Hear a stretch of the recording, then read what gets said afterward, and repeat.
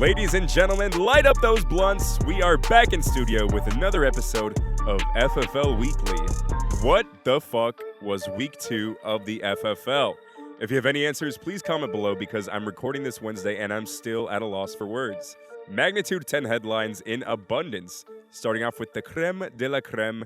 Ladies and gentlemen, what happened in America's game of the week? The multiverse and the Frogs certainly look to be teams of a different multiverse this week. I'll put it this way, we started off early here with Mahomes, Juju, and Kelsey all playing on Thursday night for the multiverse, and all three underwhelmed, with Mahomes scoring just 21, Travis Kelsey just 10, and Juju Smith-Schuster only 4. But little did we know, Kyle Pitts would be wishing he could put up 4. The dude only mustered 3.9 fantasy points. Meanwhile, you had Derrick Henry and Jonathan Taylor combining for 15 fantasy points. Mahomes, it turns out, would be the only player to hit 20 in this entire matchup. Now, both managers could have done a little different, so there shouldn't be any kicking yourself from either side. Playing Chark over Zeke wasn't the worst decision. You're betting on a Jared Goff offense over a Cooper Rush offense, and that's completely understandable. On Gabe's side, he got 1 combined point from his kicker and defense, so he might stay shy of starting defenses against the Chiefs from now on. Every win matters, but the season's still young, so you want to learn these lessons for the rest of the season now instead of later. But what a game it was, completely mystifying, and here we are with the Frogs sitting at 2-0, and both teams looking to wipe the slate clean and get some better production in Week 3. Now, in order to move on, there was one NFL game in particular that affected the landscape of the FFL this week the most. And that game is the Miami Dolphins, led by rookie coach Mike McDaniel, executing a shocking comeback victory over the John Harbaugh-led Baltimore Ravens. If you had any piece of that Dolphins trio, Tua, Hill, or Waddle, you had an infinity stone this week. The biggest slice of that pie, ladies and gentlemen, bring the wheelbarrow out for King Nick, showing off with the start of the week. We said on last week's show, all eyes on Tua against the Ragtag Titties against the Baltimore Ravens, starting for King Nick over Lamar Jackson. And just how did that play out? Well, allow me to introduce the new Mr. 50 Bomb. Turned up, ballin' in Miami like I'm Tua, bitch, I'm on one. Tua Tagovailoa, 469 yards, 6 touchdowns, 4 of them coming in the fourth quarter. A godly performance from the Samoan sniper, King Tuna, Tua Tagovailoa. Now, I have to apologize to King Nick here. When the game got bad for the Dolphins, I did text in the chat, Tua has 10 and Lamar has 30. And at that point, the voodoo was cooked. 40 more points from Tua. A performance for the ages carries King Nick over the Ragtag Titties. And if you're King Nick, you're dishing out some Superflex propaganda real soon because his quarterbacks combined for 98 points. Absolutely absurd. Overall, it was a 157-145 affair for King Nick. A pretty tight 12-point victory over the Ragtag Titties. But at the end of the day, either quarterback would have got King Nick the win. It was a remarkable call to start Tua nonetheless. The second and third slice of that Dolphins pie helped two teams score more individually than that 174 combined points from America's game of the week. Let's talk about that slice of the pie named Jalen Waddle, folks. 40 points, 19 targets, 171 yards, and 2 touchdowns helps the Hogs drop a whopping 179 on Le GM, who only scored 112 today. Jalen Waddle, 40 points, 19 targets, 171 yards, and 2 touchdowns on the day helps the Hogs drop a whopping 179 on Le GM, who scored only 112 this week. Jalen Waddle surely helped contribute to the 67-point surprise rout, but ladies and gentlemen, what if I told you there was another Hogs receiver to also drop 40 points? In fact, 44.8. The new number 1 scorer in fantasy football right now, Mr. Stephon Diggs. 26 in week 1, 44 this week on primetime, a 3-touchdown eruption showing why he is a superstar.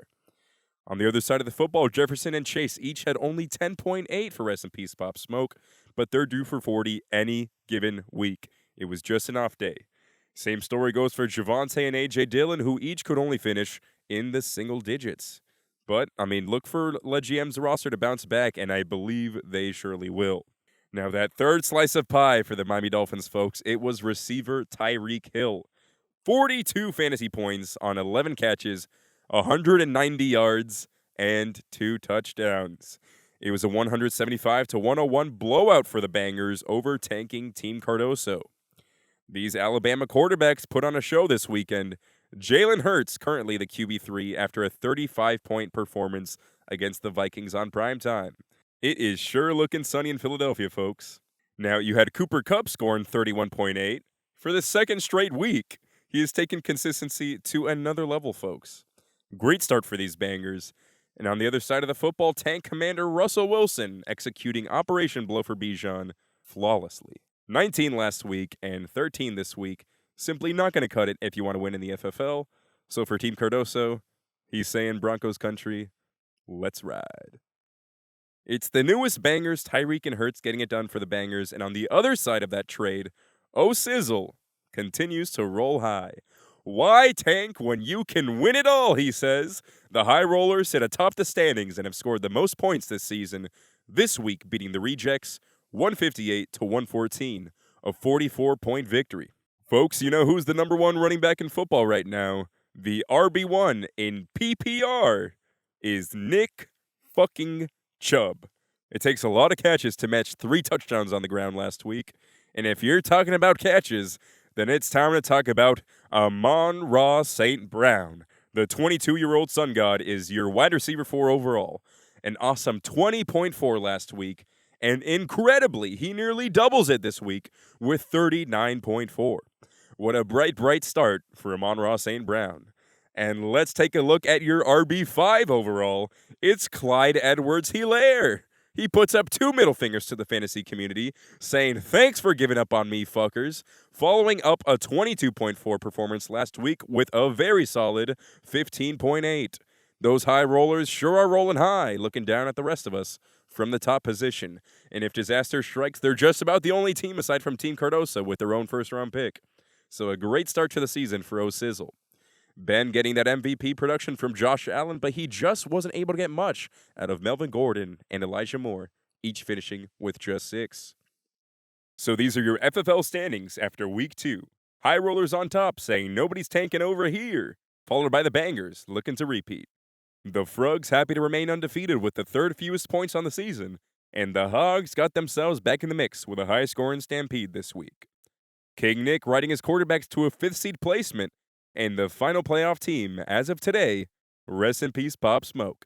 Just outside that playoff bubble right now, it's the 7th place Multiverse, saying, guys, that 5th place projection would be pretty nice right now. In 8th, it's the Ragtag Titties. Winless on the year, but 145 points in this week is nothing to hang your head on. Do that every week, and you'll be just fine, titty boy. The Rejects in 9th place, building something nice. It's just going to take a little time to cook. Josh Allen, Michael Pittman, and DJ Moore is an exciting, enticing young core. And I'm excited to see how this team handles the running back position in the future.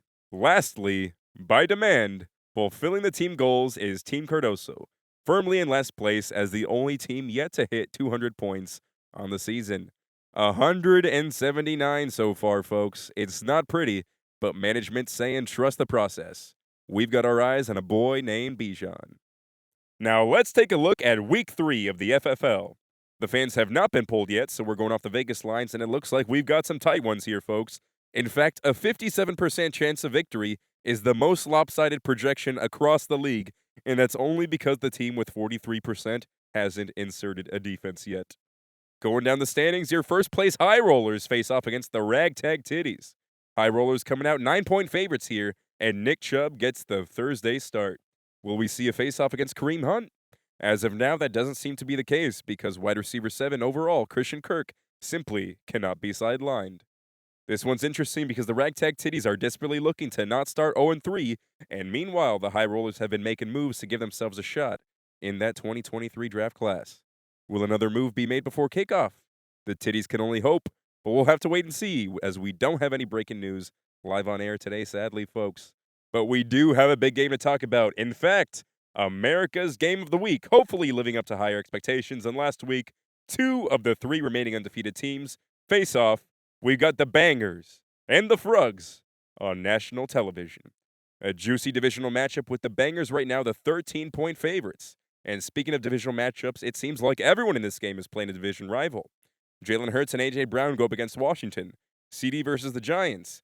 DeAndre Swift plays the Vikings. Kupp plays Ertz and the Cardinals. Tyreek Hill versus the Bills. And Kamara or Michael Thomas versus CMC and the Panthers. All these rivalries are scaring me. I'm not sure about you, Gabe, but I can't have another player getting suspended just like Mike Evans last week. A big storyline in this game after back-to-back weeks scoring just 3.9. Is this the week Kyle Pitts explodes against the Seahawks? We can only wait and see. I can tell you for certain I wouldn't want to be playing the multiverse this week. That boy Wonk is locked in after a terrible showing last week, looking to get that losing taste out of his mouth with a matchup against the steamrolling Hogs. It won't be easy here, folks. The multiverse are just 5-point Vegas favorites over the Hogs, and after last week, I'm a little surprised that they're the favorites to begin with. It's Najee kicking things off Thursday against the Browns. Mahomes travels to Indy to take on the Colts, and Kyler plays at 425 against the reigning Super Bowl Rams. No touchdowns versus the Rams last time Kyler played them, so he's looking to change that for sure. Look out for a wide receiver 2 head-to-head matchup of Jalen Waddle on the Hogs versus the multiverse's Gabe Davis, the fan favorite, as the Bills head to Miami this week. Fireworks in this one for sure, folks. More fireworks around the league with La Familia forced to face off against one another. You hate to see it, but it's just the name of the game. King Nick takes on Rest in Peace Pop Smoke, and is that Lamar Jackson back in the starting lineup? Uh-oh, looks like we have a pussy. I'm just kidding, of course. That Tua play last week was one for the ages, and the matchup is looking much better for Lamar this week, taking on the Patriots while Tua takes on that stingy Bills defense that was able to shut down the Rams, followed by the Titans. Some primetime matchups here. It's Amari Cooper on Thursday night against the Steelers, kicking things off for King Nick. LeGM's got Javonte on Sunday night against the 49ers, and here I'm interested to see if George Kittle returns this week with his longtime friend, Jimmy G. We're not done with primetime because on Monday night, the Giants take on the Cooper Rush Cowboys, and that means we get to see some primetime Saquon Barkley. Jefferson and Chase with seemingly cupcake matchups. Jeff gets the Lions, and Chase gets the Jets. That matchup should be gold for not only him, though, because across the field, you've got Joe Mixon in that RB1 slot for King Nick. As of now, Rest in Peace Pop Smoke, the 14-point favorites. But remember, King Nick, yet to insert a defense, surely would close the gap in those projections. He's hoping Mike Williams doesn't keep trading good and bad weeks, coming off a 25-point performance. He gets the Jaguars at home.